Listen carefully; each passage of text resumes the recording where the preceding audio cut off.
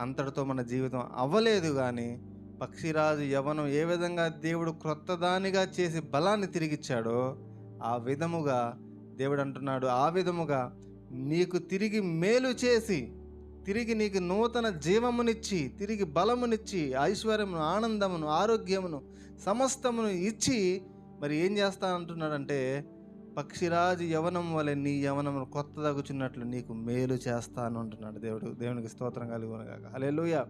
అలాంటి మేలులు దేవుడు నీకు చేస్తాడు కదా నా ప్రాణమా. అలాంటి మేలులు నీకు చేశాడు కదా గతంలో నా ప్రాణమా, నువ్వెందుకు దిగులు చెందుతున్నావు అంటున్నాడు దావీదు భక్తుడు. కాబట్టి ఎప్పుడు కూడా మన జీవితంలో గుర్తుపెట్టుకోవాలండి. మన జీవితంలో దేవుడు చేసిన మేలుల్ని, గతంలో మనం చేసిన మేలుల్ని, పొందిన మేలుల్ని మనం గుర్తు తెచ్చుకోవాలి. వాటిని బట్టి దేవుణ్ణి స్తుతించాలి. ఎప్పుడైతే దేవుణ్ణి స్తుతిస్తామో, గతంలో మన దేవుడు మన చేసిన మేలుని బట్టి దేవుణ్ణి స్తుతిస్తామో, మన జీవితంలో చింత వెళ్ళిపోతుంది. ఏమవుతుంది చెప్పండి? చింత వెళ్ళిపోతుంది. చింతని మన హృదయంలో గూడు కట్టుకోనియకూడదండి.